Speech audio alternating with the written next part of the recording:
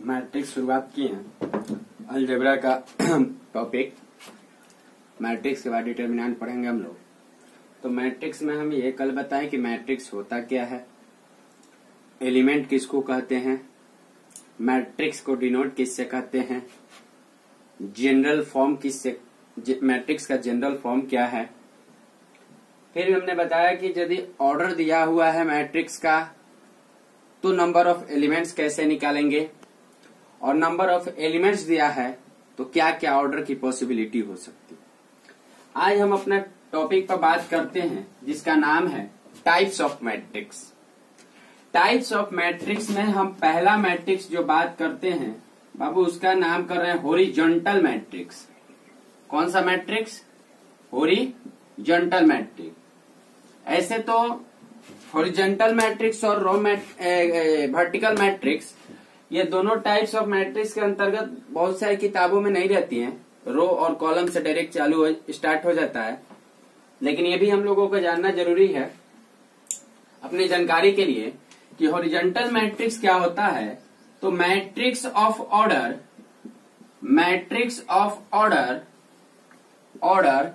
m cross n, ये तो कल मालूम चला होगा कि जो पहले होता है उसको रो बोलते हैं, बाद वाले को क्या बोलते हैं? कॉलम बोलते हैं। तो matrix of order m cross n, लेकिन किस तरह से, तब कब कहलाएगा कि ये हॉरिजॉन्टल है? Such that m is less than n, माने जो नंबर ऑफ कॉलम्स है ये कॉलम की संख्या है, जो कॉलम की संख्या होगी वो रो की संख्या से ज्यादा होगा। जैसे कि एग्जांपल लेते हैं, मान लो कोई ए मैट्रिक्स लिए 1 2 3 4 5 6। अब इसमें बताइए, इसमें हम क्या देख रहे हैं? तो 2/3 ऑर्डर का है। तो 2/3 ऑर्डर का है, यानी इसमें रो कितना है? 1 2, और कॉलम कितना है? 1 2 3, यानी रो की संख्या से कॉलम की संख्या जो है ज्यादा है। जब कॉलम की संख्या जिस मैट्रिक में ज्यादा होगा उस मैट्रिक को हॉरिजॉन्टल मैट्रिक्स के अंदर में लेंगे। एक और एग्जांपल लेते हैं, b बराबर 0 1 2 3 4 5, लेते हैं 6 7 9 5 4 3। इसमें भी देख रहे हैं कि ये जो वर्टिकल लाइन है 1 2 3 4, यानी जो कॉलम है वो 4 है, यानी कॉलम की संख्या जो है 4 है, और जो हॉरिजॉन्टल लाइन है यानी रो जो है 1 2 3, वो हॉरिजॉन्टल की संख्या कितना है? 3 है। तो इसमें भी m से ज्यादा कौन है जी? n है। इसलिए जब कॉलम की संख्या ज्यादा होगा किससे? तो रो की संख्या से, तब उस केस में कहेंगे कि क्या है भाई? तो ये हॉरिजॉन्टल मैट्रिक्स है। दूसरा चलते हैं वर्टिकल मैट्रिक्स। वर्टिकल मैट्रिक्स, इस वर्टिकल मैट्रिक्स में क्या होगा? सेम वही चीज लिखेंगे, यानी क्या लिखेंगे कि matrix of order m cross n, लेकिन इसमें कौन ज्यादा होगा? Such that m is greater than n, यानी रो की संख्या, किसका संख्या? रो का संख्या किससे ज्यादा होना चाहिए? कॉलम की संख्या से ज्यादा होना चाहिए। यानी तब कहना क्या चाहते हैं जी हम? a 1 2 3 3 4 5 6, कितना का हो गया जी? तो 3 क्रॉस 2 का। बोलिए m माने ये, और n मतलब ये, ज्यादा हो गया। 1 2 3 रो की संख्या, और 1 2 कॉलम की संख्या, तो रो की संख्या कॉलम की संख्या से ज्यादा हो गया, इसलिए कौन सा मैट्रिक्स कहलाएगा? वर्टिकल मैट्रिक्स कहलाएगा। Next row matrix. हॉरिजॉन्टल सबसे पहला, फिर वर्टिकल, इसके बाद रो मैट्रिक्स लेते हैं। तो क्या होता है? तो matrix of order 1 cross n, मतलब नंबर ऑफ रो हमेशा 1 रहेगा, लेकिन नंबर ऑफ कॉलम कितना भी हो सकता है। कॉलम की कोई गिनती नहीं, कॉलम जितना आपको रखना है, जैसे 1 2 3, कितने क्रॉस का हुआ, 1 क्रॉस 3, यानी रो की संख्या कितना है, 1, कॉलम की संख्या 1 2 3। एक और एग्जांपल लेते हैं, b बराबर sin x cos x, क्या हुआ जी, 1 क्रॉस 2, 1 क्रॉस 2, यानी रो कितना हुआ 1 और कॉलम कितना हुआ 2, यानी ऐसा मैट्रिक्स जिसका ऑर्डर क्या हो 1 क्रॉस n हो, यानी रो की संख्या 1 होना चाहिए, लेकिन कॉलम कितना भी हो जाए उससे कोई मतलब नहीं है, तब उसको कहेंगे रो मैट्रिक्स। दूसरा चलते हैं, column matrix. Column matrix, column matrix क्या होता है कि matrix of order, matrix of order m cross 1, मतलब क्या कि इस बार रो की संख्या जितना मन उतना हो जाएगा, लेकिन कॉलम हमेशा कितना रहेगा, 1 ही रहेगा। जैसे 0 1 2, बोलिए कॉलम 1, रो 1, रो 1 2 3, कितना रो हो गया 3, लेकिन अगर कॉलम की बात किया जाए तो कॉलम कितना है, केवल 1 है। एक और लेते हैं सिंपल सा एग्जांपल, e के पावर x 0, बस इसमें भी लिए तो क्या हुआ जी, 2 क्रॉस 1, ये कितना था 3 क्रॉस 1, ये 2 क्रॉस 1, माने रो कितना हो गया 1 2 और कॉलम कितना है 1, यानी ऐसा मैट्रिक्स जिसका ऑर्डर जो हो m क्रॉस 1 हो, माने रो की संख्या कितना भी हो, लेकिन जो कॉलम की संख्या हो वो हमेशा 1 होना चाहिए, तब ये कहलाएगा कॉलम मैट्रिक्स। और रो मैट्रिक्स क्या कहलाएगा कि जिसका रो की संख्या 1 हो, कॉलम कितना भी हो, देखिए इसमें भी रो 1 है, कॉलम 1 2 3, इसमें भी रो 1 है, कॉलम 1 2, माने जिसमें कॉलम की संख्या ज्यादा, रो की संख्या 1, वो होगा रो मैट्रिक्स। और जिसमें कॉलम की संख्या 1 और रो की संख्या कितना भी हो सकता है, 1 ले 2 ले 3 ले 4 ले, मतलब 1 से कभी ज्यादा ही कोशिश करें, 2 ले 3 ले 4 ले 5 ले, तो ये क्या हो जाएगा, कॉलम मैट्रिक्स हो जाएगा। नेक्स्ट, जीरो मैट्रिक्स और नल मैट्रिक्स। ये क्या होता है कि if all elements of matrix A बराबर, मैट्रिक्स को डिनोट करने का तरीका लिख रहे हैं, AIJ M क्रॉस n, मतलब कैसा मैट्रिक्स लेना है, तो AIJ मतलब एलिमेंट, M क्रॉस n का कोई कितना भी रो हो कितना भी कॉलम हो, इससे कोई मतलब नहीं है, लेकिन उसका सारे के सारे element, if all the elements of matrix पर AIJ M cross n is 0, then it is क्या, जीरो मैट्रिक्स। ऑर्डर कुछ भी हो उससे कोई मतलब नहीं है, केवल इसका सारा एलिमेंट क्या होना चाहिए, 0 होना चाहिए। कितना बाई कितना का है जी, 2 बाई 2 का। लेते हैं चेक, B 0 0 0 0 0 0, कितने का है, 2 क्रॉस 3 का, यानी सारा जब एलिमेंट 0 हो जाएगा तब उसको हम लोग कहेंगे जीरो मैट्रिक्स या फिर नल मैट्रिक्स। छठा पॉइंट जो चलते हैं बहुत इंपॉर्टेंट, क्योंकि अब जो छठा टॉपिक है स्क्वायर मैट्रिक्स, इसी के अंदर में बहुत सारे मैट्रिक पढ़ेंगे, बहुत सारे मैट्रिक का टाइप पढ़ेंगे, लेकिन उस सब को पढ़ने के पहले स्क्वायर मैट्रिक्स जानते हैं पहले क्या है। द मैट्रिक्स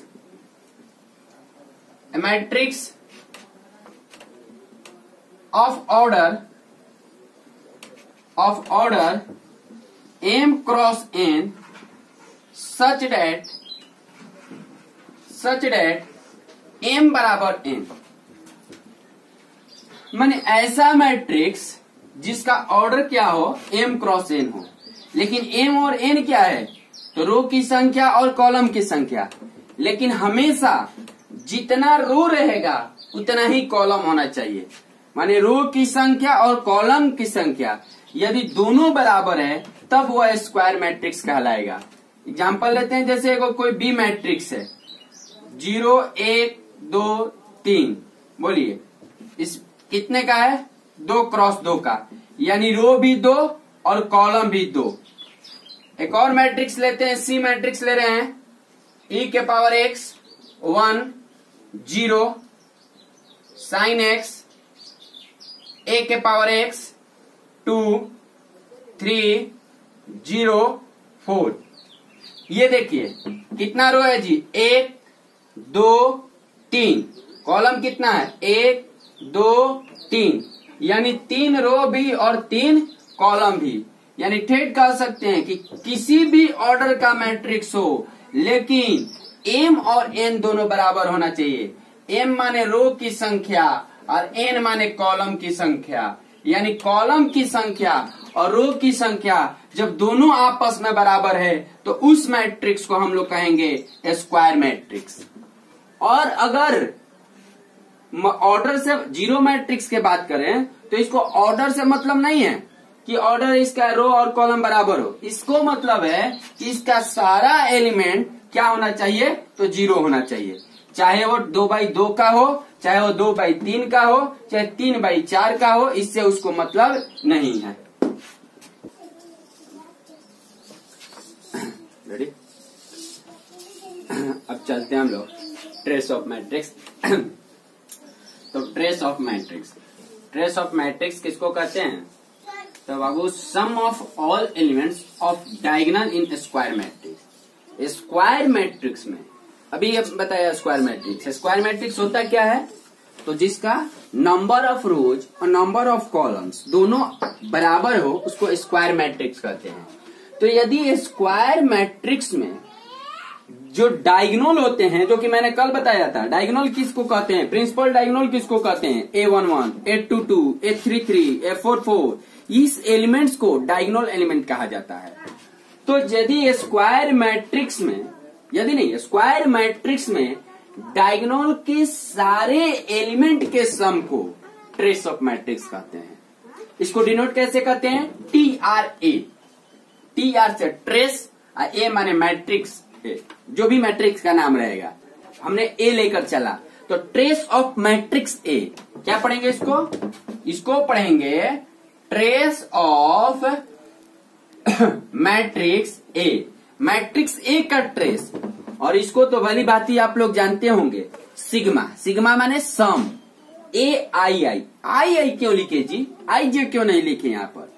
आई इसलिए लिखे क्योंकि ये स्क्वायर मैट्रिक्स का बात हो रहा है, और स्क्वायर मैट्रिक्स से भी मतलब नहीं है, मतलब यहाँ इसको डायगोनल से है। किससे मतलब है? डायगोनल से है। लेकिन जहां डायगोनल की बात चलेगी वहां पर स्क्वायर मैट्रिक्स की बात चलेगा। और स्क्वायर मैट्रिक्स डायगोनल होता क्या है? तो जब उसका जो नंबर रो तो number column, A11, A22, A33, A44, तो ये मतलब ये जो रो होना चाहिए वही कॉलम की भी संख्या होना चाहिए। वो सारे एलिमेंट के सम को क्या बोलते हैं? हम लोग ट्रेस बोलेंगे। जैसे यहाँ एग्जांपल लेते हैं, मान लो हमको मैट्रिक्स ये दिया है 1 0 3 2 -1 4 3 2 7, कितना बाई कितना का है जी? 3/3 का है। अगर इसका आप डायगोनल की बात करेंगे, डायगोनल का, तो डायगोनल इसका ये है, इसका ये डायगोनल है। ये पूरा एलिमेंट कौन सा है? डायगोनल एलिमेंट, जिसको प्रिंसिपल डायगोनल एलिमेंट भी बोलते हैं। प्रिंसिपल डायगोनल एलिमेंट भी बोलते हैं। तो डायगोनल एलिमेंट क्या हुआ? 1 -1 7।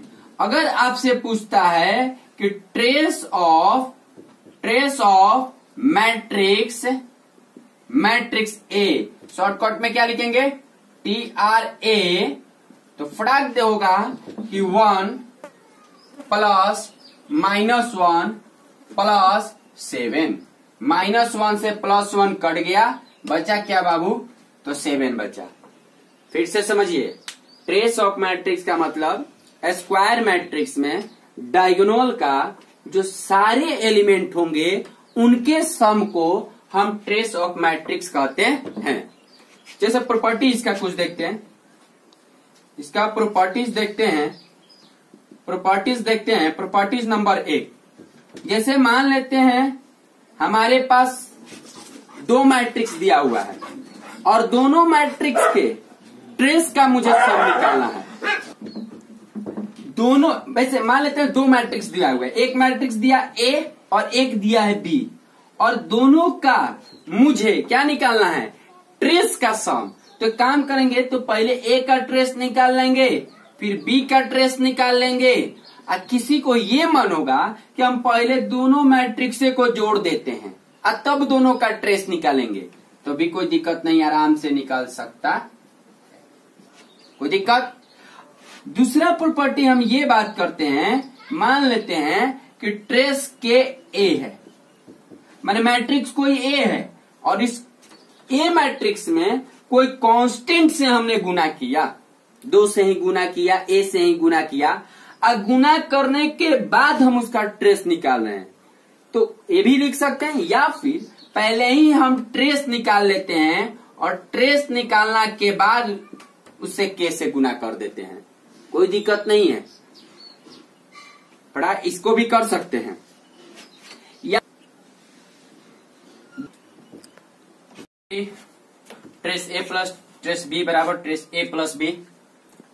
ट्रेस, हाँ, ये मैंने क्या बोला कि मान लीजिए कोई मैट्रिक्स A है, ठीक है, और आप इस मैट्रिक्स में 3 से गुना करते हैं, यानी आपको 3A का कोई ट्रेस पूछता है, दिया आपको A है केवल, लेकिन पूछ रहा है कि इसका ट्रेस 3A का ट्रेस पूछ रहा है, तो आप लोग क्या करिएगा कि A है तो लगिएगा 3A निकाले 3 से गुना करने के लिए, तो उतना कोई जरूरत नहीं है। आप क्या कीजिए, जब A दिया है आपको तो ट्रेस 3A निकालने के लिए 3 गुना ट्रेस A कर दीजिए, और ट्रेस A आया कितना है जी, 7, यानी इसका कितना हो जाएगा, 7 का 21। यानी वही कहना चाहते हैं कि यदि ट्रेस के A है तो K को पहले बाहर निकाल लीजिए जो कि कांस्टेंट है, और फिर ट्रेस A निकालकर उसमें गुना कर देंगे तो इस पूरे का ट्रेस निकल जाएगा। फिर आता है A में B को गुना करके ट्रेस निकालिए, चाहे B को A में गुना करके ट्रेस निकालिए, रिजल्ट कोई गड़बड़ नहीं आने वाला है, दोनों बात बराबर रहेगा। कल हमने एक डायगोनल के बारे में आप लोगों को बताया था। स्क्वायर मैट्रिक्स के क्लासिफिकेशन करने के पहले फिर से पुनः रूप से हम डायगोनल के बारे में एक बार बता देते हैं।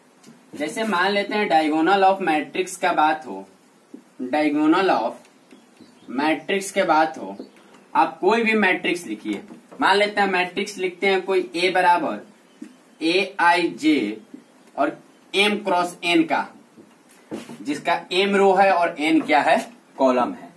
तो डायगोनल जो एलिमेंट होंगे, प्रिंसिपल डायगोनल जो एलिमेंट होंगे, वो सब AIJ को कहा जाएगा, AIJ को कहा जाएगा। लेकिन कब, जब I बराबर J हो, मतलब मान लीजिए कोई एलिमेंट दिया है A11, A12, A13 dot dot dot A1, फिर A21, A22, A23 dot dot dot A2n, फिर मान लेते हैं आपको दिया हुआ है A31, A32, A33 dot dot dot A3n, फिर मान ले आगे चलते हैं AM1, ये कल बताया हुआ है लेकिन पुनः रूप से इसको थोड़ा सा एक बार चर्चा करते हैं, M3 dot dot dot dot dot dot dot dot AMN। ये ध्यान में रहना चाहिए कि यहां पर M और N दोनों बराबर है, M और N दोनों बराबर है, यानी जितना रो उतना ही कॉलम है। ये नहीं कि M की संख्या कोई ज्यादा है और N की संख्या कोई दूसरा है। अगर M 3 है तो N भी 3 होगा, मैंने 3 क्रॉस 3, यानी स्क्वायर मैट्रिक्स का बात हम कर रहे हैं। डायगोनल जब भी एलिमेंट की चर्चा करेंगे हम लोग तो स्क्वायर मैट्रिक्स के अंदर भी चर्चा करेंगे। तो यहां पर हम डायगोनल किसको बोल रहे हैं, देखिए डायगोनल एलिमेंट किसको बोलेंगे तो AIJ को, लेकिन कैसा AIJ को, जहां I और J बराबर हो, मतलब 1 1 2 2 3 3 4 4, ये सब एलिमेंट को क्या कहा जाएगा, प्रिंसिपल डायगोनल एलिमेंट। क्या बोलेंगे हम लोग? Principal diagonal element. मतलब ये सारे एलिमेंट जिस रो में है उसी कॉलम में है। ये पहला रो पहला कॉलम, दूसरा रो दूसरा कॉलम, तीसरा रो तीसरा कॉलम, चौथा रो चौथा कॉलम, एमवा रो एनवा कॉलम। तो कहिएगा कि यहाँ एम और एन दो अलग अलग शब्द हो जा रहा है, दो अलग अलग अक्षर हो जा रहा है, तो दो अलग अलग हो रहा है। लेकिन यहाँ पर हमने क्या कह दिया कि एम और एन का वैल्यू दोनों का बराबर है, यानी जिस रो में है उसी कॉलम में है। तो इसको हम लोग क्या कहेंगे? Diagonal element. That's all. लिख लीजिए थोड़ा सा इसको भी। Classification of the square matrix. Square matrix को हम क्लासिफाइड कर रहे हैं एक डायगोनल मैट्रिक्स के अंदर में, एक डायगोनल मैट्रिक्स के अंदर में, और एक कर रहे हैं ट्रायंगुलर मैट्रिक्स के अंदर। किस मैट्रिक्स? ट्रायंगुलर मैट्रिक्स के अंदर में।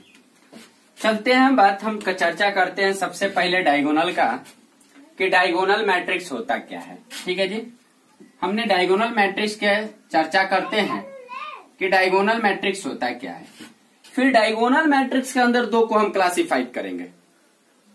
फिर डायगोनल मैट्रिक्स के अंदर, चलिए पहले उसको हम बनाइए देते हैं। डायगोनल मैट्रिक्स के अंदर हम दो चर्चा करेंगे, एक करेंगे स्केलर मैट्रिक्स और एक करेंगे unit matrix. Unit matrix, unit matrix कहिए या फिर आइडेंटिटी मैट्रिक्स कहिए। आइडेंटिटी मैट्रिक्स कहिए, मतलब या तो स्केलर मैट्रिक्स, और डायगोनल मैट्रिक्स भी दो में बट गया। किसमें? एक स्केलर मैट्रिक्स और एक को कहिए यूनिट मैट्रिक्स या फिर आइडेंटिटी मैट्रिक्स। बात जहां तक हम करते हैं ट्रायंगुलर मैट्रिक्स का, तो ट्रायंगुलर मैट्रिक्स भी दो मैट्रिक्स में बढ़ गया। कौन कौन मैट्रिक्स में? Upper triangular matrix, upper triangular matrix, और दूसरा lower triangular matrix. Lower triangular matrix. देखिए, स्क्वायर मैट्रिक्स के अंदर में ही डायगोनल मैट्रिक्स आता है और ट्रायंगुलर मैट्रिक्स आता है। इस डायगोनल मैट्रिक्स के अंदर में स्केलर मैट्रिक्स, यूनिट मैट्रिक्स आता है। यूनिट मैट्रिक्स का ही एक और नाम है जिसका नाम है आइडेंटिटी मैट्रिक्स। ट्रायंगुलर मैट्रिक्स के अंदर में दो आता है, एक अपर ट्रायंगुलर मैट्रिक्स, एक लोअर ट्रायंगुलर मैट्रिक्स। एक एक करके हम बताते हैं। सबसे पहले हम बताएंगे डायगोनल मैट्रिक्स। स्क्वायर मैट्रिक्स तो बता चुके हैं, अब क्या हम चर्चा करने जा रहे हैं? तो पहला पॉइंट जिसका नाम है डायगोनल मैट्रिक्स। हम डायगोनल मैट्रिक्स का चर्चा कर रहे हैं। तो डायगोनल मैट्रिक्स क्या होता है? तो it is a square matrix. सबसे पहला पॉइंट कैसा है? तो it is a square matrix. It is a square matrix है, स्क्वायर मैट्रिक्स, लेकिन कैसा? In which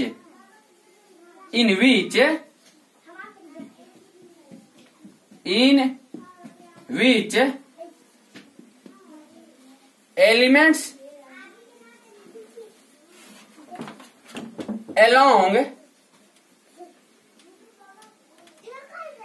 along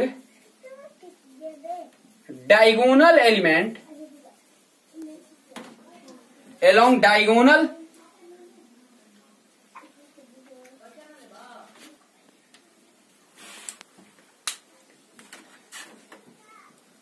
diagonal matrix क्या लिखे जी? It is a square matrix in which elements along diagonal of matrix are not zero but other elements are zero.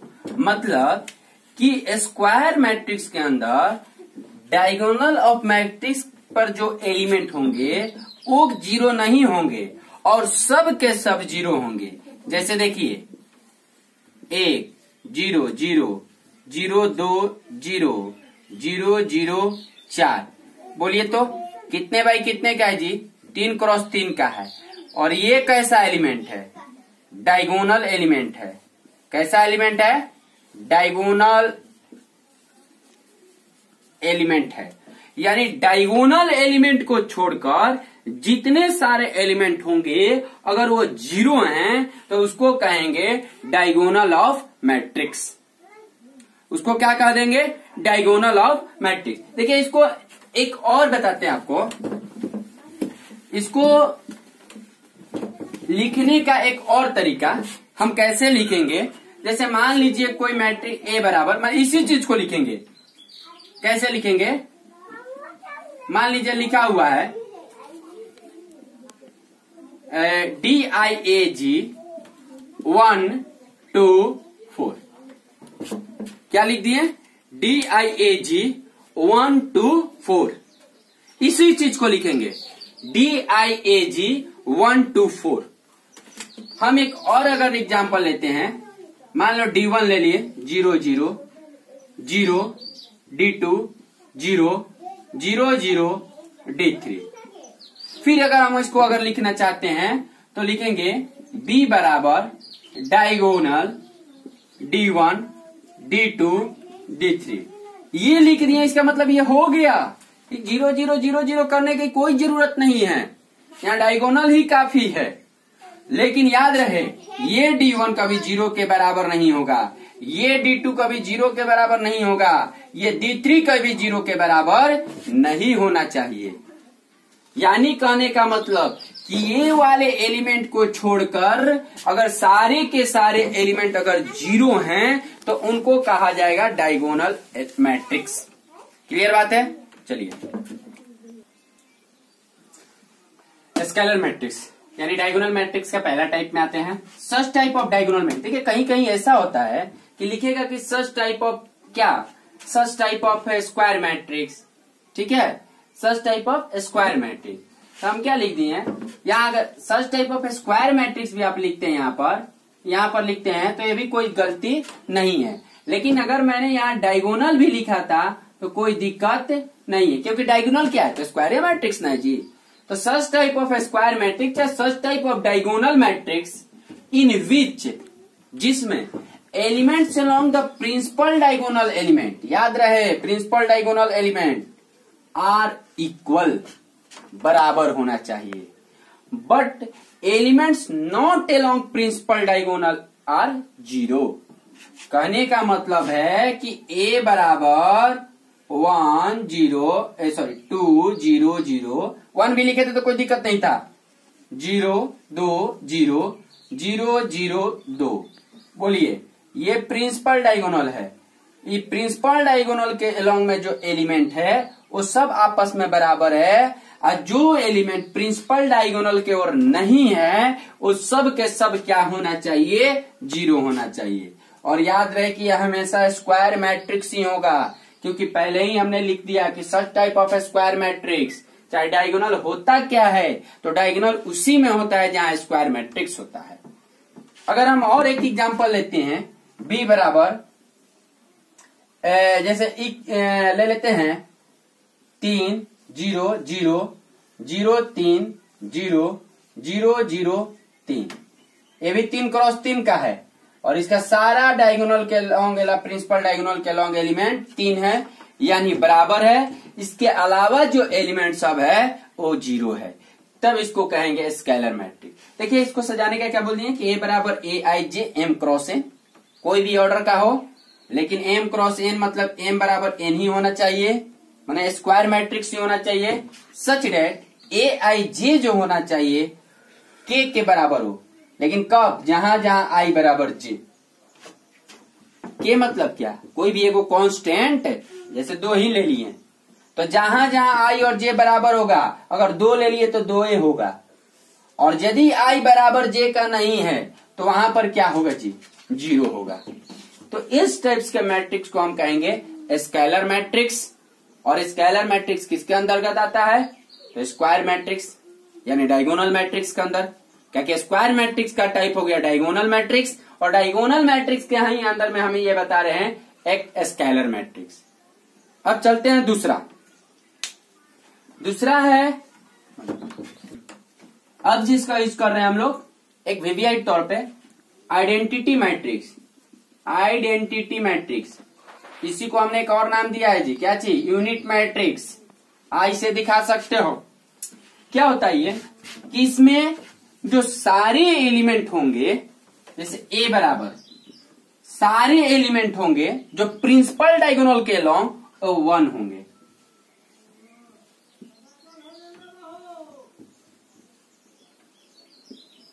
ठीक है, क्या होंगे, सॉरी 1 होंगे। मतलब कि elements along principal diagonal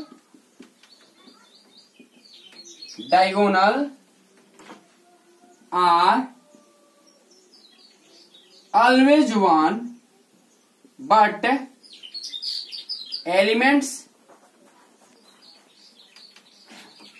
not along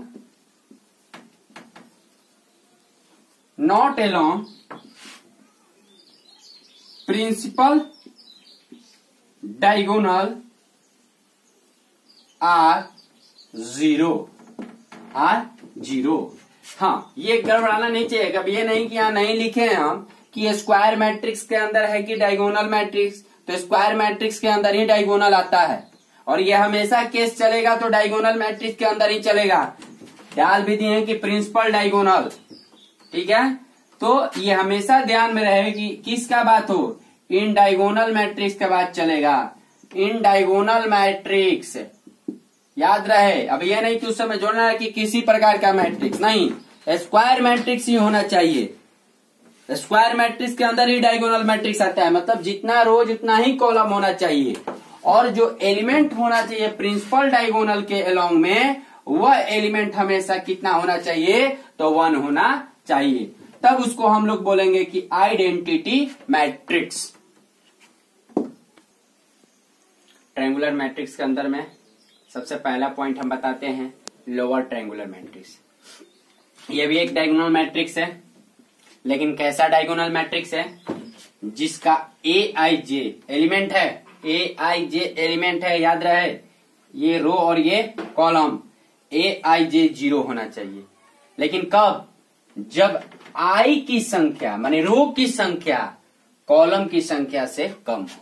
देखिए यहाँ एग्जांपल देते हैं, इसको आप लोग क्या कहेंगे, पहला रो पहला कॉलम, इसको क्या कहेंगे, पहला रो दूसरा कॉलम। बताइए ये बड़ा कि ये बड़ा, कॉलम बड़ा, तो जहां जहां कॉलम बड़ा होगा वहां वहां 0 होना चाहिए।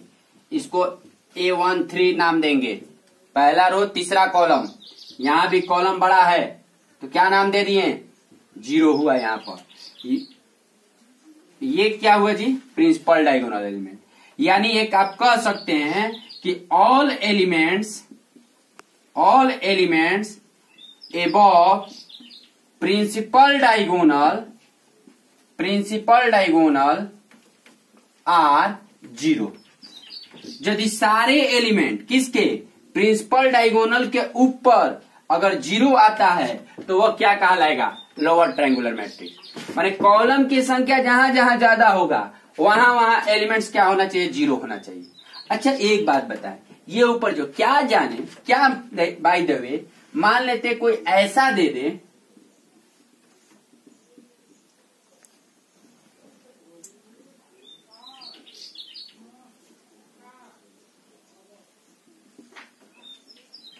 बाय द वे मुझे कोई ऐसा दे दे, तो क्या ये लोअर ट्रायंगुलर मैट्रिक्स होगा कि नहीं होगा, एकदम होगा।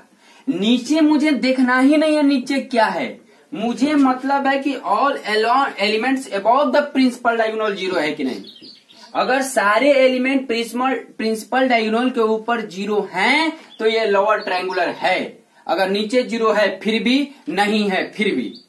अगर ये नहीं कि ऊपर भी 0 है अगर नीचे भी 0 है तो कोई पूछ दे कि क्या ये लोअर ट्रायंगुलर है कि नहीं है, तो कहे ना, ऐसे थोड़ी होगा। लोअर ट्रायंगुलर मैट्रिक्स का पहचान यही है कि ऊपर वाला 0 होना चाहिए।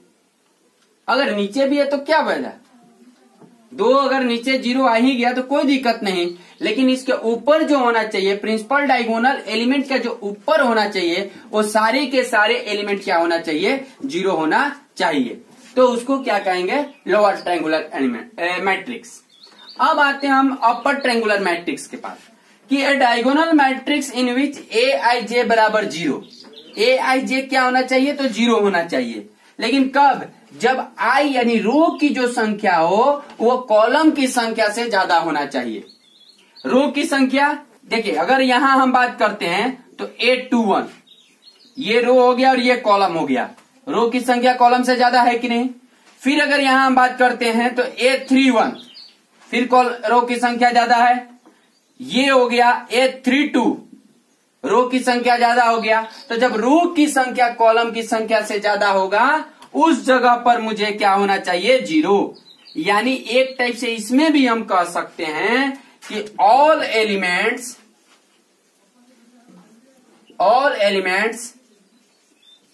Below principal diagonal should be 0, चाहे मस्ट बी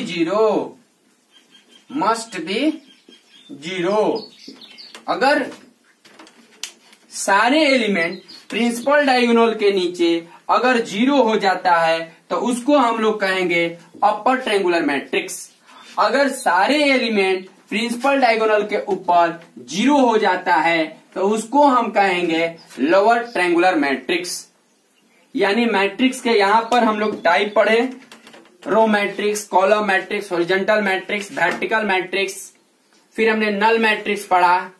ठीक है, हॉरिजॉन्टल को ही कोई रेक्टेंगुलर के रूप में भी चलता है, तो रेक्टेंगुलर में हॉरिजॉन्टल और वर्टिकल दे देता है। फिर हमने स्क्वायर मैट्रिक्स पढ़ा, फिर ट्रेस ऑफ मैट्रिक्स पढ़ा, फिर स्क्वायर मैट्रिक्स का क्लासिफिकेशन पढ़े कि स्क्वायर मैट्रिक्स के अंदर 2 रूप में हो गया, वो डायगोनल मैट्रिक्स और एक हो गया ट्रायंगुलर मैट्रिक्स। डायगोनल मैट्रिक्स के अंदर में एक पढ़े स्केलर मैट्रिक्स और आइडेंटिटी मैट्रिक्स। ट्रायंगुलर मैट्रिक्स के अंदर में हम लोगों ने पढ़ा एक लोअर ट्रायंगुलर मैट्रिक्स और एक अपर ट्रायंगुलर मैट्रिक्स। और अब इसके बाद जो हम आगे चलेंगे, मैट्रिक्स के टाइप यहीं तक रहने देते हैं, मतलब इतना ही। और इतना ही पढ़ने के बाद हम थोड़ा आगे बढ़ते हैं और दूसरे की तरफ चल रहे हैं। रिमार्क हम लोग याद करते हैं। टाइप्स ऑफ मैट्रिक्स तो हो गया। पहला रिमार्क हम ये बता रहे हैं बाबू तो आप लोगों को कि every diagonal matrix is a lower and upper triangular matrix. Diagonal matrix हमने बताया है। लोअर और ट्रायंगुलर में तो आपको यही ना ध्यान रखना है जी कि लोअर ट्रायंगुलर मैट्रिक्स में कहाँ 0 होगा और अपर ट्रायंगुलर मैट्रिक्स में कहाँ 0 होगा। तो डायगोनल भी तो यही कहता है कि खाली डायगोनल को छोड़कर सब 0, और लोअर को और अपर को 0 से मतलब रहता है। यानी आप कह सकते हैं कि every diagonal matrix is a lower and upper triangular matrix. Next बात बताते हैं कि minimum number of zeros in triangular matrix. Triangular matrix में तो ये आपको मालूम है कि ये प्रिंसिपल डायगोनल ये है, और अगर प्रिंसिपल डायगोनल को अगर छोड़ के आप ट्रायंगुलर मैट्रिक्स की बात कीजिएगा तो 0 0 होता है। लोअर ट्रायंगुलर में भी 0 ऊपर, अपर में भी नीचे 0। तब कहने का मतलब कि मिनिमम नंबर ऑफ जीरोस कितना होगा, कहेगा मतलब ये टोटल जीरोस कितना होंगे अगर n ऑर्डर का है तो आप सपोज डेट कर लीजिए कि ये टोटल क्वांटिटी जोन है, स्क्वायर शेप है। अगर स्क्वायर शेप है, स्क्वायर मैट्रिक्स के रूप है डायगोनल, तो मान लीजिए टोटल नंबर हो गया यहाँ, टोटल नंबर मान लीजिए हो गया x, ये भी टोटल नंबर मान लीजिए आप हो गया ये टोटल, ये भी टोटल मान लीजिए x। अच्छा, अब अगर इस मैट्रिक्स के बात करें, इस डायगोनल मैट्रिक्स के बात करें तो टोटल नंबर ऑफ एलिमेंट जो होगा, total number of element n square होगा, क्योंकि इधर भी n, इधर भी n, इधर भी n, इधर भी n, इधर भी n, तो मैंने टोटल कितना हो जाएगा n स्क्वायर। यानी ये x प्लस ये x प्लस ये टोटल n बराबर कितना हो n स्क्वायर। यानी आप ये कह सकते हैं कि 2x बराबर n स्क्वायर माइनस n, यानी आप x बराबर कह सकते हैं n स्क्वायर माइनस n बटा 2। यानी मिनिमम नंबर ऑफ जीरोस जो होगा किसी ट्रायंगुलर मैट्रिक्स में n स्क्वायर माइनस n बटा 2 होगा। तो n क्या है जी यहाँ पर, तो ऑर्डर किस ऑर्डर का है, मान लेते हैं कि ये 3 ऑर्डर का मैट्रिक्स होगा। मान लीजिए कि मैट्रिक्स अगर कोई मैट्रिक्स 3 ऑर्डर का है, मैट्रिक्स इज ऑफ ऑर्डर 3, यानी n का काम आपका यहाँ क्या कर रहा है 3। तब तो आप ये कह सकते हैं कि minimum number of zeros in triangular matrix is equal to n square minus n बटा 2, यानी 3 का स्क्वायर माइनस 3 बटा 2, तितरी का 9, 9 में से 3 गया 6 बटा 2, यानी कितना 3, यानी 3 मैट्रिक्स मिनिमम 3 ऐसा जीरोस होंगे, मिनिमम जीरोस आएंगे उस मैट्रिक्स में। तो आपको हम यही बोले कि एवरी डायगोनल मैट्रिक्स जो होते हैं lower and upper triangular matrix होते हैं।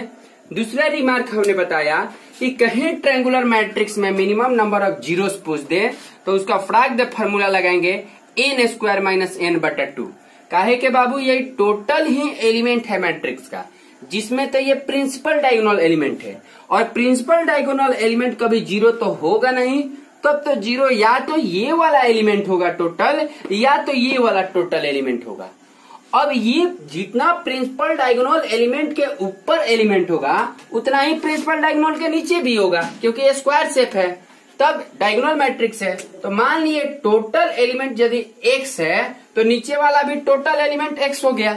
और ये कितना हुआ जी 1 2 3 ऐसे करके कितना एलिमेंट n एलिमेंट, मानी ये सब मिला के कितने एलिमेंट के बराबर है n स्क्वायर, जिससे अब मेरा x का मान ये निकला। तीसरा पॉइंट हम रिमार्क का बता रहे हैं कि minimum number of zeros in diagonal matrix. Babu triangular के बाद हम देखिए ट्रायंगुलर में और डायगोनल में क्या, जैसे ट्रायंगुलर कहेगा तो आपको अपर का पूछेगा चाहे लोअर का पूछेगा, अगर तो अपर का चाहे लोअर का पूछे तो लोअर का पूछे तो ऊपर का, अपर का पूछे तो नीचे का, यही ना बताना है। लोअर अगर बोले तो ऊपर में कितना जीरो है, अगर अपर पूछे तो नीचे में कितना जीरो है।